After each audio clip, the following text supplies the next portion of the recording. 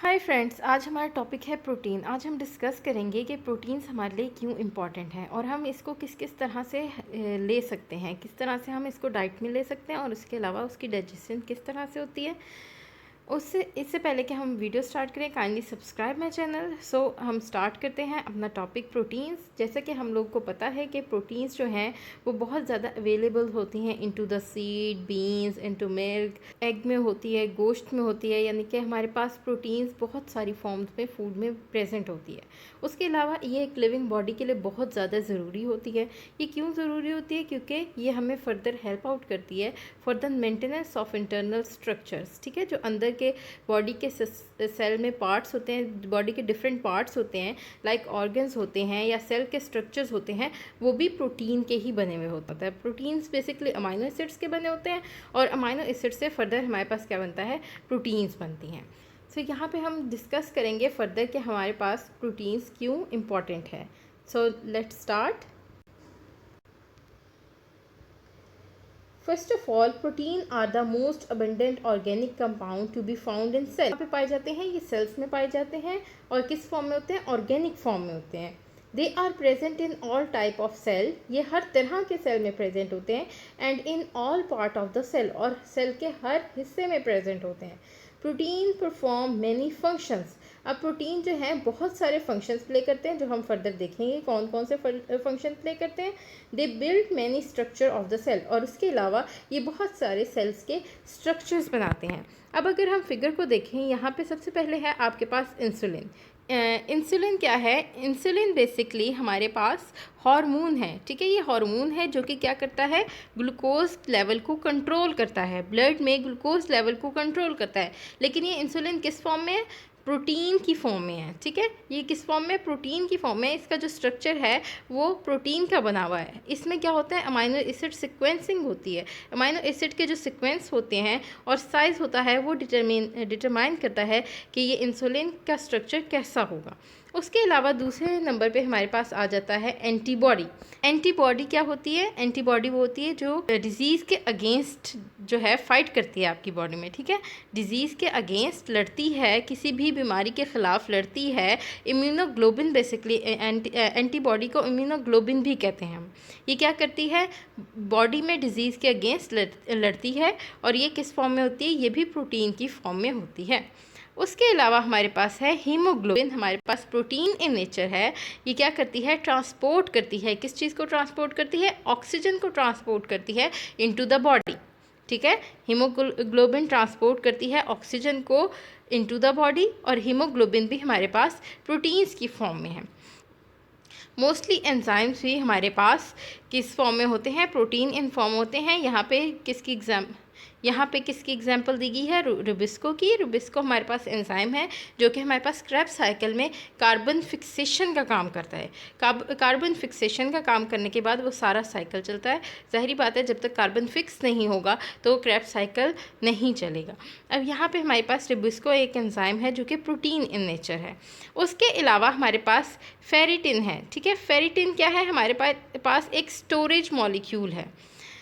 Storage molecule है। ये क्या करता है? आयरन को स्टोर करता है इनटू द बॉडी। ठीक है, फेरिटिन हमारे पास क्या है? स्टोरेज मॉलिक्यूल है जो कि आयरन को स्टोर करता है। उसके अलावा स्ट्रक्चरल प्रोटीन है। ठीक है, ये एक स्ट्रक्चरल प्रोटीन है। और उसके अलावा हमारे पास क्या है? रिसेप्टर है, रोडोप्सिन। ठीक है, रिसेप्टर है हमारे पास रोडोप्सिन, ये भी प्रोटीन इन नेचर है। उसके अलावा हमारे पास क्या है? एक्टिन और मायोसिन। एक्टिन और मायोसिन भी हमारे पास क्या है? प्रोटीन्स हैं। ठीक है, ये क्या करती हैं? कॉन्ट्रैक्शन, मसल्स की कॉन्ट्रैक्शन और रिलैक्सेशन में इन्वॉल्व होती हैं। उसके बाद हमारे पास है all enzyme are important in this way they control the whole metabolism of the cell. ठीक है, अब जो एंजाइम्स हैं, एंजाइम्स हमें क्या है पता है कि क्या है? बायोलॉजिकल कैटलेज हैं। Enzymes are the biological catalysts which speed up the biochemical reactions.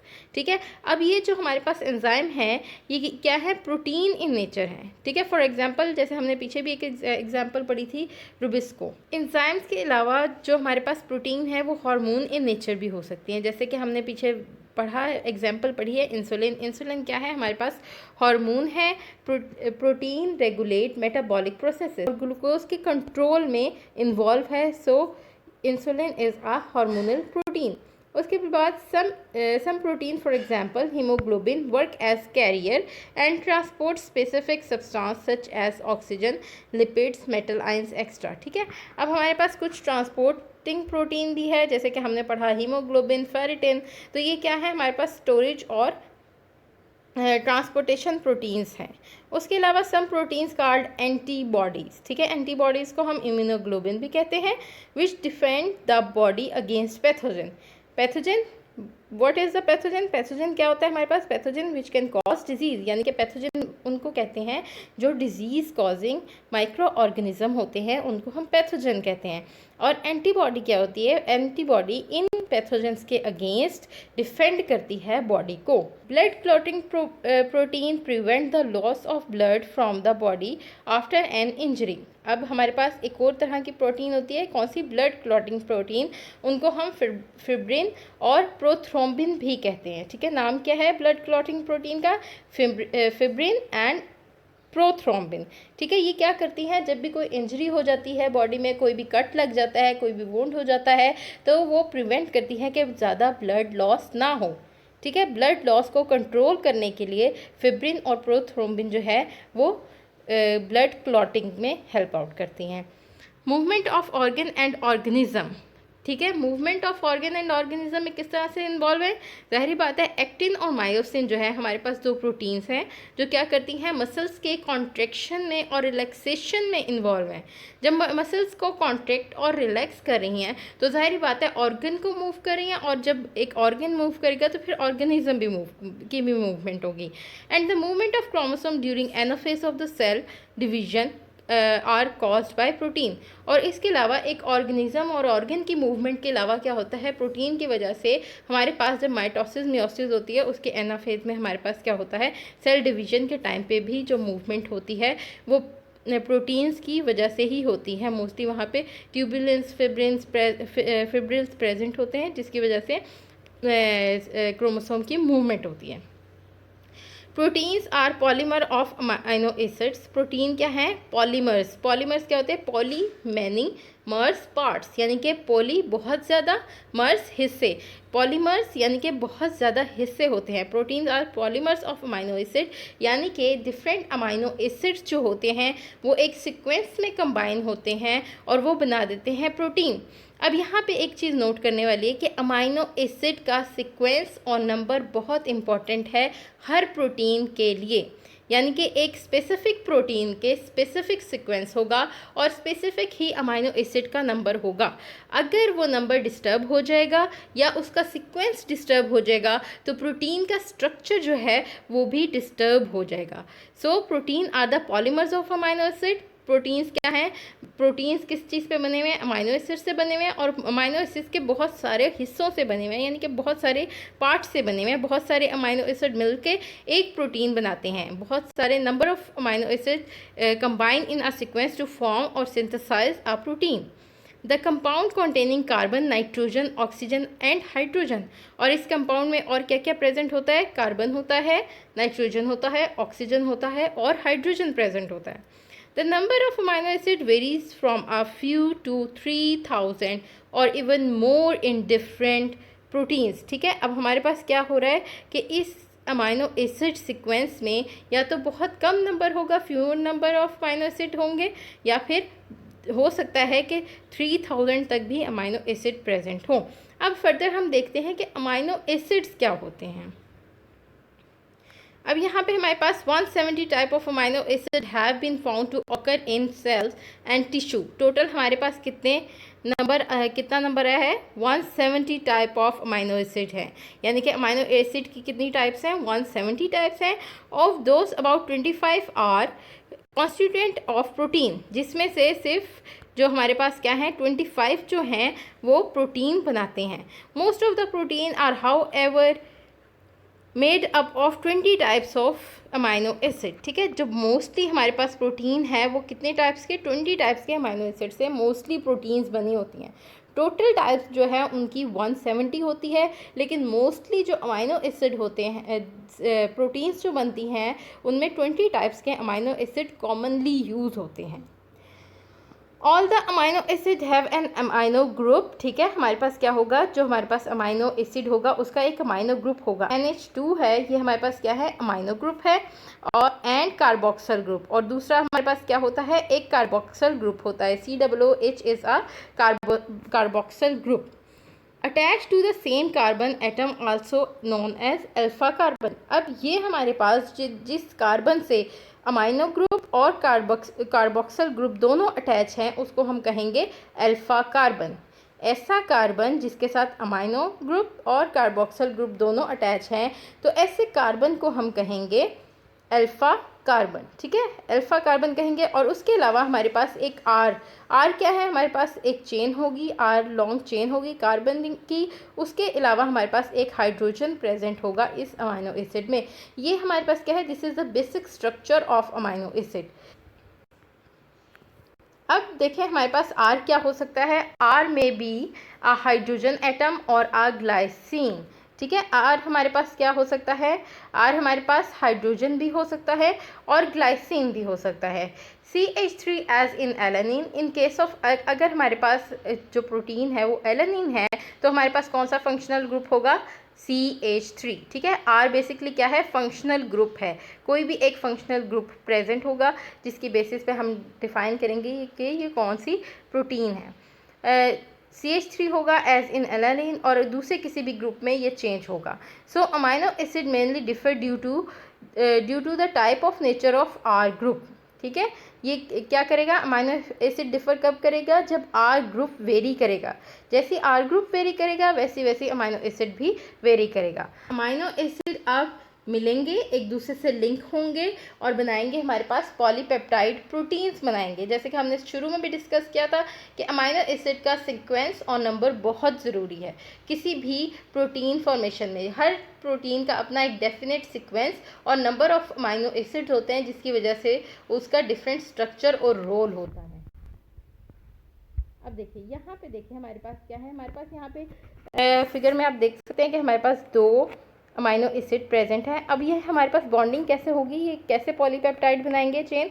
अब देखिए यहाँ पे हमारे पास जो NH2 ग्रुप है, अमाइनो ग्रुप है, और दूसरे मॉलिक्यूल का जो कार्बोक्सिल ग्रुप है, ये आपस में रिएक्ट करेंगे, ठीक है। ये दोनों आपस में रिएक्ट करेंगे।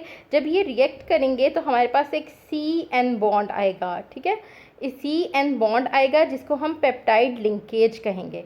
ये जो CON बॉन्ड है इसको हम पेप्टाइड लिंकेज कहेंगे।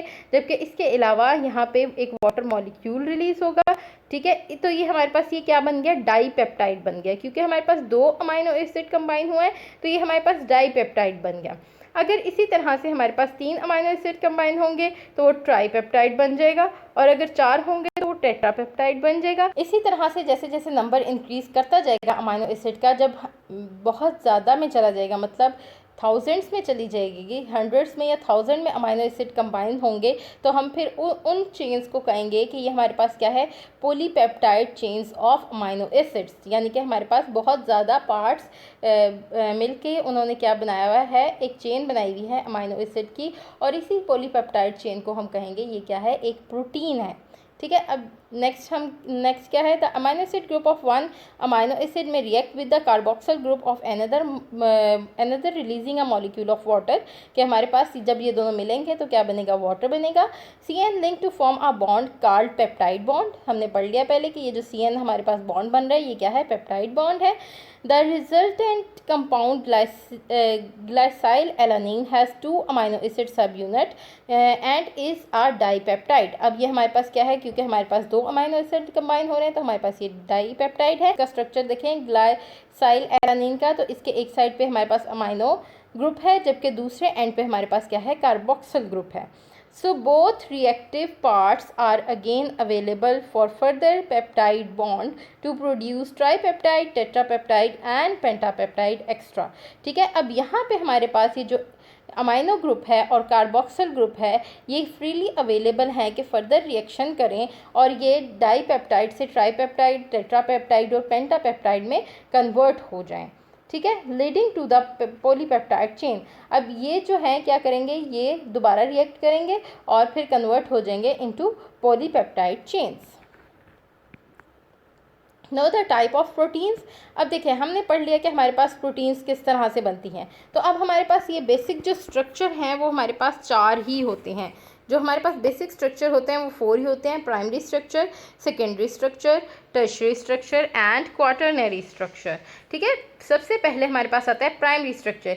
Primary structure is the simplest one. इसमें सिर्फ क्या होता है कि अमाइनो एसिड के डिफरेंट मॉलिक्यूल्स कंबाइन होते हैं और एक पॉलीपेप्टाइड चेन बना देते हैं। इसके एक एंड पे हमारे पास कार्बोक्सिल ग्रुप होता है और दूसरी एंड पे हमारे पास अमाइनो ग्रुप होता है। तो इसको हम कहते हैं, ये जो फ्लैट होती है ये बिल्कुल स्ट्रेट होती है, फ्लैट होती है, इसको हम primary structure of the protein कहते हैं। उसके अलावा हमारे पास सेकेंडरी स्ट्रक्चर होती है। सेकेंडरी स्ट्रक्चर में क्या होता है, ये एक जैसे कि टेलीफोन की वायर होती है उस तरह में ये कन्वर्ट हो जाता है। क्यों कन्वर्ट होता है? क्योंकि इस चेन के दरमियान क्या हो जाती है, बॉन्डिंग हो जाती है, जिसकी वजह से ये एक टेलीफोन लाइक वायर बना देता है। इसको हम कहते हैं सेकेंडरी स्ट्रक्चर। अल्फा स्ट्रक्चर जो होता है वो सिंगल एक जो हमारे पास टेलीफोन की वायर है उसको लें तो वो हमारे पास क्या है, सेकेंडरी स्ट्रक्चर। लेकिन अगर हम 2 टेलीफोन की वायर्स को लें और आपस में कनेक्ट कर दें थ्रू बॉन्डिंग तो वो हमारे पास बन जाएगा beta pleated structure of protein. और ये कौन सा है, सेकेंडरी स्ट्रक्चर है। सेकेंडरी स्ट्रक्चर में हम 2 टाइप्स पढ़ेंगे जिसमें कौन सा है, अल्फा और बीटा। टर्शियरी स्ट्रक्चर क्या है कि हमारे पास फर्दर इनफोल्डिंग्स होंगी किसकी, सेकेंडरी स्ट्रक्चर की, तो वो बना देगा टर्शियरी स्ट्रक्चर। और यही टर्शियरी स्ट्रक्चर की दोबारा से मज़ीद फर्दर कॉम्प्लेक्स इनफोल्डिंग्स होंगी due to different complex bondings, तो ये हमारे पास बना देगा quaternary structure. Thank you for watching my video. Please subscribe my channel if you don't subscribe yet. और प्लीज़ लाइक करें, कमेंट करें, शेयर करें, सपोर्ट करें ताकि मुझे भी हौसला और मैं भी फर्दर आगे इसी तरह की वीडियोस बनाती रहूं। Thank you so much.